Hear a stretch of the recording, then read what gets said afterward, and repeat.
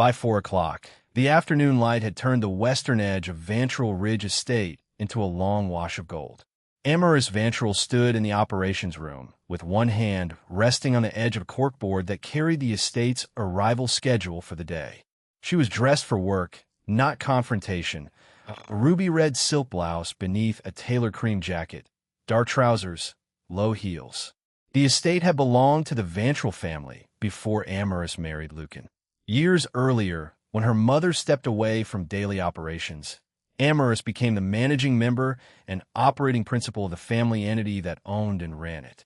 Lucan knew that distinction, but he also had a history of inviting ordinary personal guests with Amaris's informal approval. That history was exactly why the line on the arrival board made her stop. 4:30 p.m. Carvale, Isolde, Cottage 3, Marrow, personal guest. Amaris read it twice. Corbin. The estate manager looked up from a tablet. Corbin Penrose was in his early 50s, practical, discreet, and so accustomed to solving problems before they became visible that he almost never raised his voice. Yes. Who approved Cottage 3?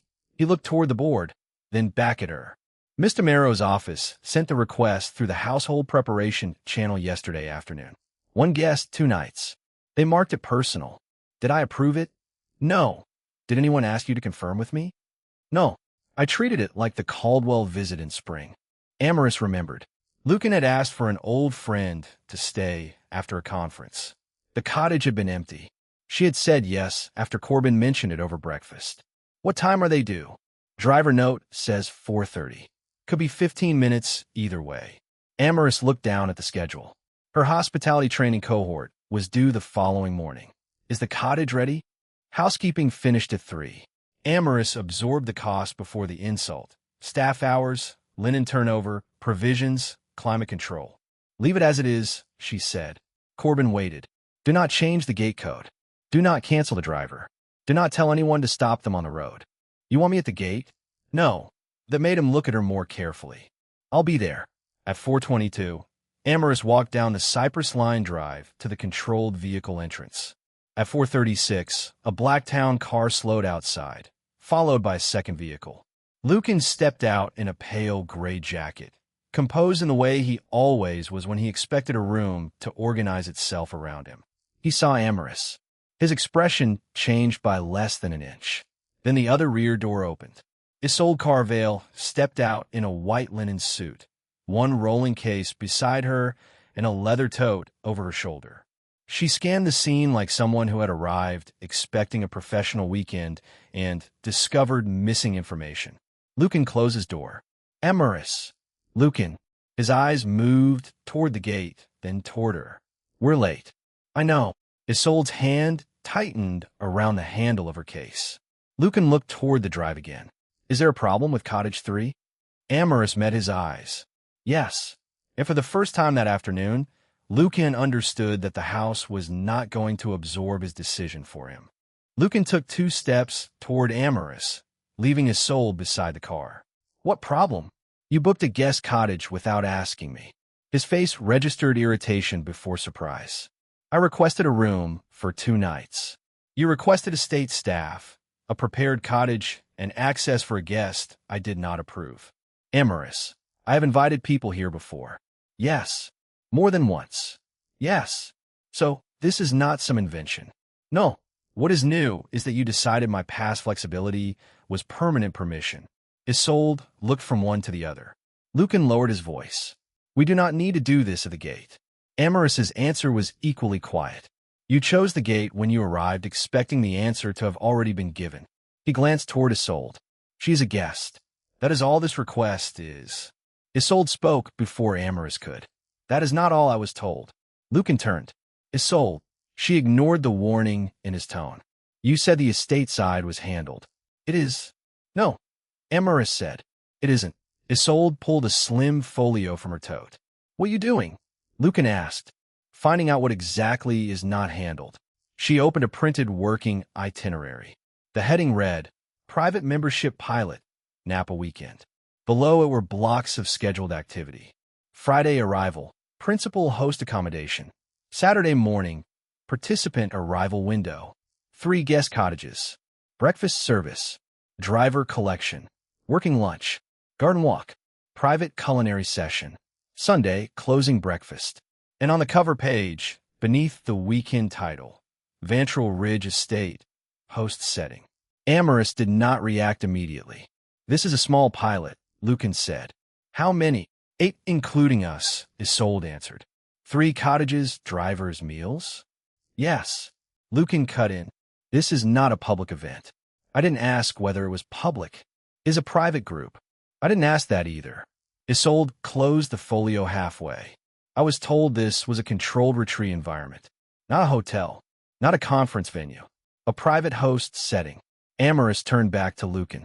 And you told her you could provide that? I told her I could arrange it. With whose staff? Amaris. With whose cottages? He exhaled. I would have paid for everything. That was not my question. A silence settled over the entrance. No one shouted or blocked the lane. Isolde glanced toward her second vehicle. What happens to tomorrow? Amaris looked at her. What happens tomorrow? The group. What group? The participants. Lucan stepped between the two women, just enough to redirect the conversation without touching either of them. We can discuss that inside. Amaris did not move. How many participants believe they are coming here tomorrow? Isolde answered. 6, besides Lucan and me. For lodging, 4 for one night. 2 are staying elsewhere. For meals, all 6. Transportation, 2 cars from town. 1 driver rotation from the airport. Amaris looked back at Lucan. You promised to stay. I promised more than a bedroom, yes. There it was. Not a confession. Not a collapse. A narrowing. Isolde studied Lucan. You told me Amaris knew you hosted this way. I told you we host here. That is not the same sentence. Lucan's expression hardened. Do not rewrite what I said because this is uncomfortable. I'm not rewriting anything. Amaris held out her hand. May I see the itinerary? Isolde hesitated. This is my working document.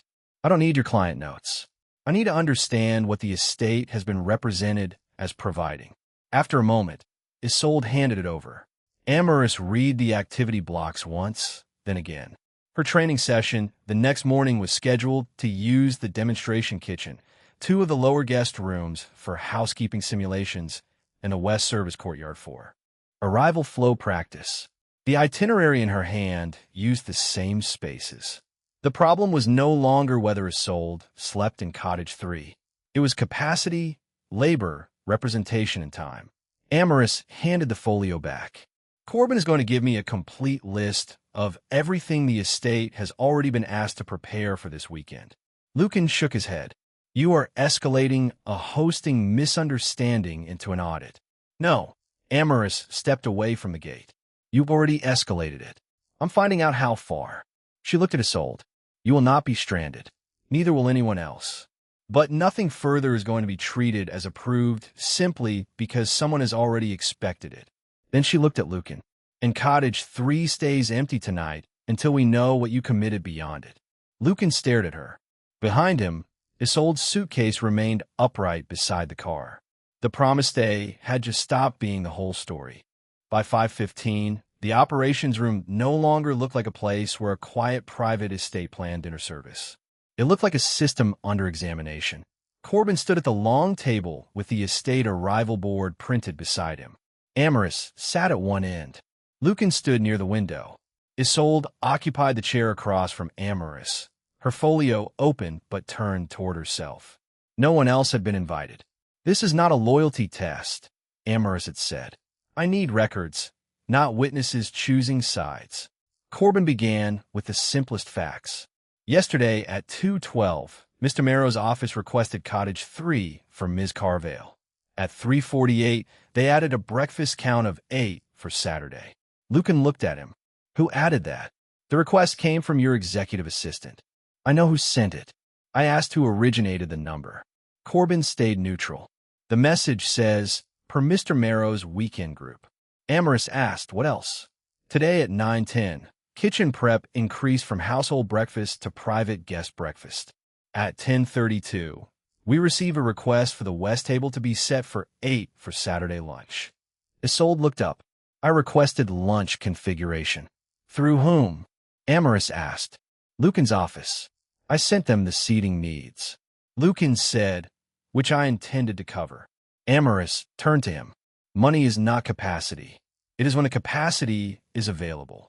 My training group has that kitchen tomorrow morning. You can move one training session. So can your retreat. Lucan did not retreat. There is a conflict of use, not an act of theft. Amaris did not take the bait. Corbin. He continued. A private driver company called at noon asking whether they should stage in the lower lane. We had no transport order on our side, so I told them I would confirm. Did you? No, a phone buzzed on the table. Corbin glanced down. That will be the Purdue supplier. We increased the breakfast delivery this morning. Amaris closed her eyes for half a second. How much? Not substantial. But the culinary contractor is different. Isolde frowned. What culinary contractor? Corbin looked at her. A chef team asked about access to the demonstration kitchen tomorrow evening. Isolde sat back. That was not supposed to come through the estate. Lucan looked at her. You asked for a tasting format. Yes. I asked you whether we could bring in a local chef. You said your office would coordinate venue access. And they did. No. Amaris said. They requested venue access. That is not the same as receiving it. Lucan pushed off the window ledge. We are losing the distinction between operational approval and the way this household has actually functioned for years. Amaris looked at him. Then we're going to examine both. She turned to Corbin. No new estate commitments for this group until we separate what was legitimately commissioned from what was only assumed. Lucan opened his mouth. Amaris raised one hand. I'm not canceling completed staff hours. I am not telling vendors to absorb costs. I'm not calling participants. I am freezing new estate-side commitments. Corbin nodded. And tomorrow's training session? Amaris glanced at the kitchen schedule. Move the first module to the library annex. Keep the service courtyard module if we can. I'll decide about the kitchen after we know what has already been prepared. That cuts the practical portion. I know. 6 local hospitality workers were supposed to use those spaces the next morning. One had rearranged childcare, and another had declined a paid shift elsewhere. You are making your own program pay for this, Lucan said. Your decision already did that. I am deciding who carries the least unfair version of the cost. Isolde closed her folio. I need to say something. Amaris looked at her. I have deposits out. For what? A floral, table service, 2 cars, printed participant materials, and the chef consult. Some of that is refundable. Some is not. Paid by Lucan? Not all of it. Lucan's head turned sharply. You were supposed to invoice my office. I did. They said reimbursement would be processed after the pilot. Isolde named the amount she had fronted. Amaris saw immediately that Isolde had relied on the promise too. Send Corbin only the vendor names and service categories connected to the estate, Amaris said. Not your private project notes. He will compare them to what entered our workflow. Lucan laughed once, without humor. So now you two are conducting discovery? No, Isolde said before Amaris could answer. I am making sure you do not later call this my planning error. He stared at her. The first crack in a weekend was no longer marital. It was professional. By 7 that evening, the story Lucan wanted to tell had become clearer. He was not denying the retreat. He was reframing it. Private hospitality has always overlapped with business here, he said. They had moved to the smaller office off the service courtyard. Lucan leaned forward. I have brought investors to lunch. You have hosted clients. Stop using the word commercial like it transforms a meal into an occupation. Amaris looked at the driver request, revised breakfast count, vendor note, and kitchen access question. None proved the whole thing. Together, they showed direction. Isolde tapped one page of her itinerary. The project was always described to me as a pilot for a private membership concept. Lucan said, a pilot does not make it public. I didn't say public. You keep letting her language control the frame. Isolde stared at him. She owns the frame if the frame is her estate. Lucan's face changed. Amaris noticed it, but she did not use it. Instead, she asked Corbin, do we have examples of prior personal guests Lucan requested without same-day approval from me? Yes. How many? I found 4 in the last 2 years. Lucan looked at Amaris. There. She ignored him. Were they 1 or 2 people? Yes. Any outside vendors? No. Any participant materials? No. Any estate branding distributed? Not that I can see. Lucan spread his hands. Because they were smaller. That is scale, not authority. Amaris looked at him. That distinction is exactly what we are here to test. Isolde shifted in her chair. I need to know something before tomorrow morning. Are you canceling the pilot? No. Amaris said. Lucan looked almost surprised. I'm not canceling your project. I am determining whether Vantrol Ridge is part of it. That may cancel it in practice. Then your project was too dependent on a venue you did not control. Lucan said, that is unfair. Amaris turned to him. No, it is operationally accurate. Corbin's tablet chimed. He read the message. The airport driver wants staging confirmation. Amaris looked at Isolde. Do the participants know they are coming here? They know the weekend is based here. Do they know the estate is yours? Isolde looked at Lucan, then back at Amaris. They know it is connected to Lucan. Connected how? I never wrote that he owned it. That wasn't my question. Isolde exhaled. The participant note says the pilot is hosted at Vantrol Ridge Estate through Lucan Marrow's private hospitality network. Amaris went still. Lucan said, that language came from my team. I know. It does not say I own the property. No. It implies you control access to it. I do have access. You have access to your marriage. That is not the same thing as access you can resell through prestige. Lucan's jaw tightened. I'm not reselling anything. Then remove the estate name. He said nothing. Isolde looked down at her notes. My materials are already printed. 8 sets. That is a cost, Amaris said. Not an authorization. Corbin received another message. This one is from a participant. Lucan frowned. They're contacting the estate directly? Only because the driver company gave them our main line after a pickup question. Amaris held out her hand. Corbin passed her the note. One participant wanted to know whether walking shoes were needed for the estate garden session. It proved the representation had moved beyond Lucan and Isolde. Amaris returned the tablet. Respond that Saturday logistics are being revised and final details will come from the pilot organizer. Meaning Isolde? Yes. Isolde looked at her. You want me to send the correction? You are the organizer. Lucan's voice sharpened. She is not going to send a correction that makes this look like a failed event. Then write one that tells the truth. He stood. I will handle lodging. Amaris watched him. Ow. I'll move the 4 overnight participants to a hotel in town. Good. And Isolde. Isolde's eyes narrowed. Lucan continued. Everyone sleeps off-site. That removes the cottage issue. Amaris understood the tactic instantly. He was reducing the scope without surrendering the center. The dinner? Still here. No, the lunch. We'll move it. The garden walk? We could drop it. The closing dinner stays. Amaris leaned back. What? Lucan answered too quickly. Because the whole point is to show what a private high-touch experience feels like. There it was. Not love. Not convenience. Prestige. The estate was not incidental. It was the product he had assumed he could borrow. The next morning began with bad news for Amaris. Not catastrophic news. Worse in some ways. Complicating news. Corbin met her at 7:20 in a library annex with a folder of prior guest records. You were right about one thing, he said. Amaris looked at him. Only one. His expression softened. You have a problem. She opened the folder. For prior stays. All personal. All requested through Lucan's office. 2 had Amaris's approval added later. 1 had a brief text note from Corbin saying Amaris aware. 1 had no formal approval at all. Amaris remembered the visit. She had known they were coming, but she had never documented it. Then Corbin placed 1 more page beside the records. An old internal household note from 3 years earlier. Personal guest requests. Amaris/Lucan host access. Verify capacity with operations. Amaris read it twice. I wrote that. Your former assistant did. You approved the household binder that year. She closed her eyes. Not because she was defeated. Because Lucan had a real argument now. At 8, he made it. They met in the service courtyard.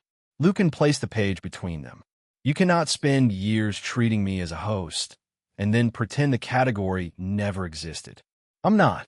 I said you do not have standing authority for this use. Your system allowed me to request guests without immediate approval. Amaris looked at him. That part is fair. He paused. He had expected resistance. She continued. I let the lines stay blurry because most of the time it was convenient. That was my mistake.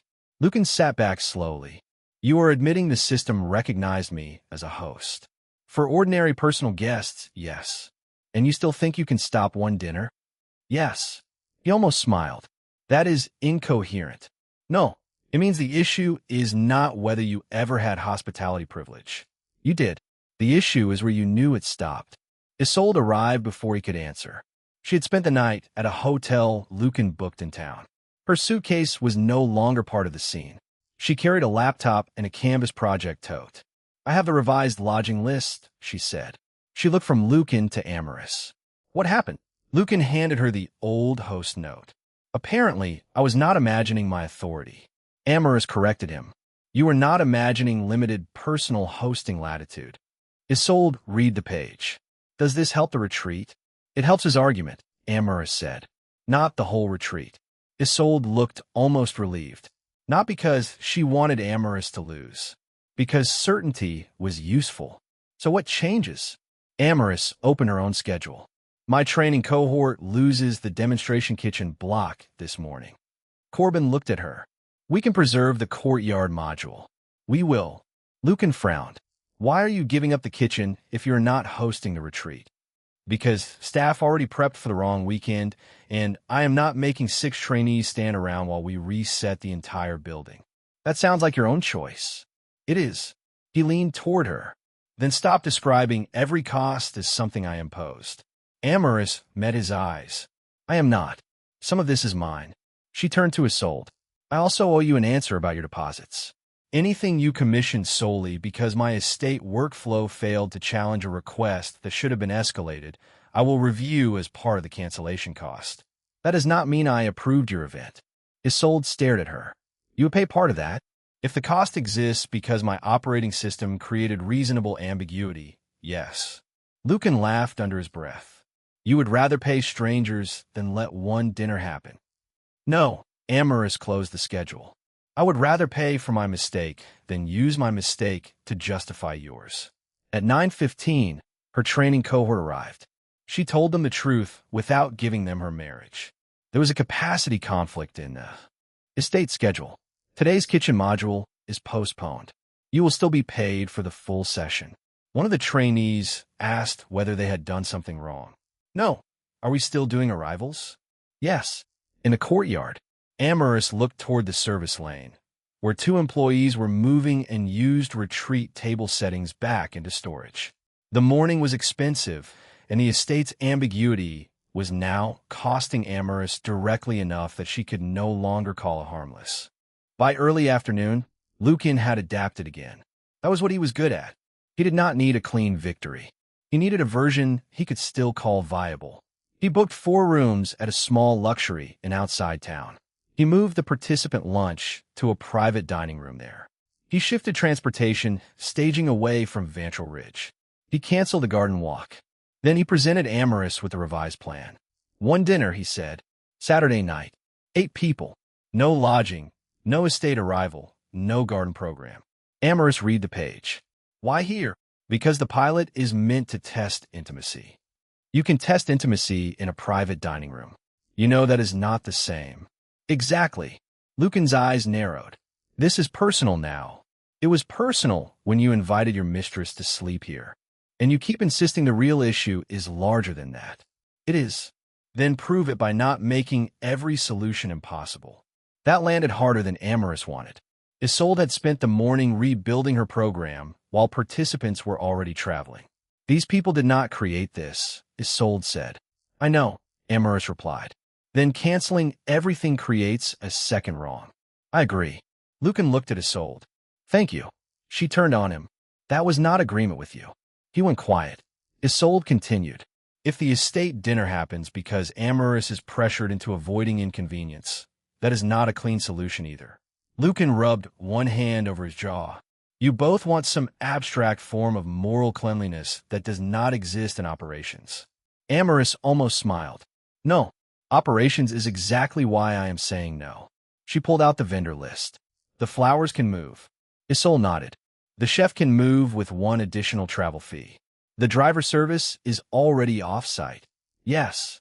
The estate kitchen prep? Corbin answered. Most of it could be repurposed for staff meals and tomorrow's household use. Some perishables cannot. Amaris wrote down the amount. Lucan looked at her. You are willing to pay waste instead of host dinner. I am willing to pay my share of avoidable cost instead of converting pressure into permission. He stepped closer. Then what exactly do you want from me? Stop representing the estate as available. I already moved almost everything. Almost is the problem. His face hardened. You are enjoying this distinction. Amaris looked at him for a long moment. No, the answer was so flat that it removed the drama he had tried to create. I'm losing money. I postponed my training module. Staff spent hours preparing for your plan. Isolde has deposits exposed. You have participants in transit. No one is enjoying this. Isolde sat down. What do you need from me? Amaris looked at her. Run your program. Where? The inn. The private room. Use the chef there if they can accommodate it. You would help relocate the culinary piece? I will help relocate anything that can move without pretending Vantrol Ridge approved the retreat. Lucan shook his head. You are funding the thing you claim to reject. I reject your authority over my estate. I do not reject 6 people having dinner. The room went silent. That was the crisis stripped of ego. Not whether the retreat lived, but where it lived and whose promise carried it. Isolde looked at Lucan. If we move the whole program, will your company still treat the pilot as valid? He hesitated. A tiny pause. But enough. It depends. On what? On whether the environment still supports the concept. She understood. The prestige of Vantrol Ridge had been doing more work than Lucan admitted. My work is not the estate, she said. I did not say it was. You keep saying it without saying it. Lucan turned away. Amaris gathered the vendor notes. Corbin called the chef. Ask what they need to shift to the inn. Lucan looked back at her. You are really doing this? Yes. And the dinner? No, he stared at her. Then he nodded once. Phoenix. For a while, Amaris believed him. At 3:45, the off-site pilot was stable enough to survive. The chef and floral service could relocate, then had an unused salon. Amaris covered his stateside cancellation costs caused by the ambiguous workflow, and Lucan's office covered the commercial relocation. Isolde rewrote the itinerary herself. She removed Vantrol Ridge Estate. The new heading read, Napa Private Membership Pilot, off-site format. She sent it to participants with a direct note. Venue logistics changed. Program continues. Updated transportation attached. No marital explanation. No invented emergency. No blam. At 4:20, Amaris finally sat down in the operations room with a cup of coffee that had gone cold. Corbin came in holding a tablet. He did not sit. What? There is one more participant message. Send it to Isolde. It refers to the closing dinner. Amaris looked up. What about it? Corbin turned the screen toward her. The message had been forwarded from one participant asking whether the Sunday working dinner at Vantrol Ridge still required a jacket. Amaris read it. Sunday? Yes. There is no Sunday dinner in Isolde's revised itinerary. I know. Where do they get that? Corbin scrolled. A logistics update sent from Lucan's office at 2:58. After the relocation had been agreed. After Isolde's rewritten itinerary. After Lucan had said, fine. The note was concise. Due to revised lodging logistics, the pilot will operate off-site through Sunday afternoon. Vantrol Ridge will remain available for the closing working dinner, with final transportation circulated separately. Amaris stared at the timestamp. That changed the story. Before the gate, Lucan could claim custom and confusion. Not now. At 4:31, Isolde walked back into the room, carrying her laptop. Corbin said you needed me. Amaris handed her the tablet. Isolde read the note once. Then again. Her face went pale with anger. I did not send this. I know. I removed the estate. I know. She looked at Amaris. He told me he was accepting the revised plan. He told me the same. Lucan entered before either woman could decide whether to call him. He had changed into a dark navy sweater, as if the weekend had already returned to the register of private comfort. He saw the tablet. His expression did not change. Amaris held it out. What is this? A contingency. You sent it after agreeing the estate was out. I agreed to move the program. You agreed the dinner was out. I agreed not to force a decision in that room. Isolde stared at him. That is not what you said. Lucan looked at her. I'm trying to preserve the value of your pilot. By restoring the exact venue line I removed, the closing dinner is not the retreat. Amaris stood. You are using the same distinction again. Because it is valid. No, the distinction was ambiguous yesterday. It is not ambiguous now. Lucan's voice sharpened. You do not get to erase years of household practice in 24 hours. I'm not erasing anything.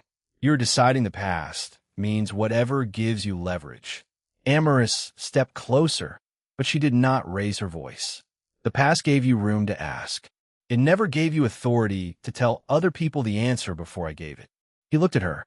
And if I say one dinner is within my personal host privilege, then you have just made the question very simple. Isolde closed her laptop. What happens now? Amaris looked at Corbin. Nothing gets canceled. Lucan frowned. What does that mean? It means the off-site pilot continues. She turned to Isolde. Your work continues. Then back to Lucan. And tomorrow morning, we reconcile exactly what your personal host privilege has meant, what it has never meant, and what you did after there was no ambiguity left. Lucan gave a short laugh. Another meeting. Yes. With whom? The people whose functions matter. Not lawyers. No, not the family. No. Not your staff lined up to confirm your version. No. Amaris took the tablet from his hand. Corbin for estate workflow. Isolde for the project scope she was given. The chef representative for what was actually commissioned. You and me for the choices we made. Lucan looked toward the open service door. Fine. This time Amaris did not trust the word. And that, more than anything, was irreversible. Sunday morning, 5 people sat around the service courtyard table. No audience. No family elders. No employees waiting for a verdict. Amaris sat at one end, Lucan at the other. Isolde sat to Amaris's right. Corbin had a slim operations binder. The chef representative joined by speakerphone for 12 minutes, long enough to confirm service requests and relocation timing, then left the call. The purpose was narrow. What had been promised, requested, authorized, and relied on, and what changed after the boundary became explicit. Corbin began with the estate side. Personal guest requests from Mr. Marrow were historically accepted through household operations when capacity was open. Some received same-day approval from Ms. Vantrol. Some received later confirmation. One appears to have proceeded without formal notation. Lucan looked at Amaris. She nodded. That is accurate. Corbin continued. No prior example I found included multiple guest cottages, participant logistics, outside culinary access, estate-branded program materials, or coordinated commercial group services. Lucan said, because none of the earlier guests required them. Corbin replied, that may be true. I can only describe the records. Amaris did not ask him to go further. Isolde opened her project notes. My first working brief from Lucan described Vantrol Ridge as the private host setting for the pilot. He told me the estate side was within his normal hospitality access. Lucan looked at her. I said I could arrange it. You also told me I did not need separate venue approval. He did not answer immediately. Amaris asked, did you understand that as Amaris having approved? Isolde considered the question. No, I understood it as Lucan having the authority to handle approval without me. She continued, I chose the chef format, floral service, and participant sequence. Those were my professional decisions. I am not claiming Lucan designed my project. And I am not claiming that, Amaris said. Lucan leaned forward. Then we agree this was not some scheme where I built an event behind your back. No, Amaris said. We agree it was a project you chose to anchor to capacity you did not control. The chef request came through Lucan's office. The floral vendor relied on Isolde, and the driver service had participant counts but no estate authorization. Each source covered one part. None solved the whole problem. Then Amaris placed the old personal host note on the table. This is mine. Lucan watched her. My system was loose, she said. I let convenience become practice. Staff learned that your request usually meant yes because I often said yes. Corbin looked down. Amaris continued. That created real ambiguity. I am paying the estate side cost tied to that ambiguity. I am not asking staff or vendors to pretend the system was clearer than it was. Lucan sat back. That is all I have been saying. No. Amaris placed the revised logistics message beside the old host note. This is what you have been saying. He looked at the timestamp. 2:58. Saturday. After the gate. After the records. After the relocation. After Isolde removed the estate. After Lucan said the closing dinner was off. Amaris asked, what ambiguity remained when you sent this? He did not answer. She waited. Isolde did too. Corbin said nothing. Lucan looked at the message. I believed one private dinner remained within my personal host privilege. Did you ask me, Isolde, or operations to approve it? No. Then what made it available? I was trying to preserve the pilot. That is a motive, not authority. He looked at her. You want me to say I knew you would object? I already know I objected. You want a confession? No. Amaris tapped the timestamp. I have your choice. Silence. That was the climax. It was a choice made after uncertainty ended. Lucan leaned back. What happens to the dinner? It stays at the inn, and the estate returns to its real schedule. He looked toward the courtyard. And me? Amaris answered carefully. You remain my husband. You remain someone who lives here when we are living together. You do not remain someone operations treat as having transferable hospitality authority. His eyes narrowed. You are stripping my access. No, I am defining it. She slid a one-page operating note toward Corbin. Not a contract, a procedure. Personal guest requests by either spouse required named capacity approval before staff commitment. Commercial, promotional, investor, sponsor, or organized group use required explicit Amaris authorization. No one's social status substituted for the operating principal's decision. Lucan looked at the page, but did not touch it. Isolde closed her laptop. I need one thing before I leave. They looked at her. If anyone from your company asks why the estate was removed, I am not accepting curator's scheduling error. Lucan's mouth tightened. I was not planning to say that. You told me yesterday that I overbuilt the weekend. You did expand it, based on the environment you sold me. Amaris said nothing. This was not hers to resolve. Isolde continued. My pilot survived because I rebuilt it. My mistake was relying too much on one venue. Your mistake was representing authority you did not have. Lucan looked at her for a long moment. Then he nodded once. That is fair. No apology or collapse followed. Just one sentence he had resisted giving. By noon, the closing dinner was confirmed at the inn. At 12:15, the estate kitchen returned to household use. At 12:30, Corbin restored Amaris's postponed training module to the following Saturday. The weekend moved on. The assumptions did not. 3 weeks later, Vantrol Ridge looked exactly like a place that had survived something without needing to advertise it. The vineyards were unchanged. The lower gardens still needed irrigation work. The demonstration kitchen still smelled faintly of citrus oil after staff training days. The operations board had been remade. Not dramatically, just clearly. Personal guest. Estate program. Commercial/organized use. 3 categories. 3 approval paths. No one had to interpret a marriage in order to decide whether to prepare a cottage. Amaris stood at the desk with Corbin on a Thursday afternoon. Her rescheduled training cohort had finished the kitchen module that morning. All 6 trainees attended.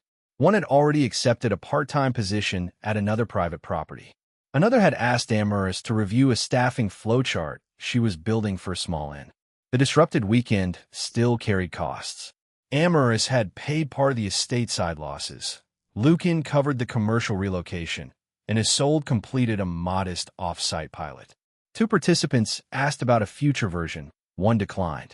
She had sent Amaris a short professional note afterward thanking her for helping separate relocation from retaliation.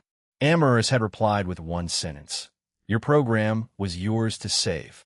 Lucan had moved into the city house during the workweek. There had been no immediate divorce filing, no public statement, no reconciliation performance. They had met twice with a marriage counselor and once without one. The hardest conversation had not been about Isolde. It had been about entitlement. Lucan kept returning to intention. He had intended to pay.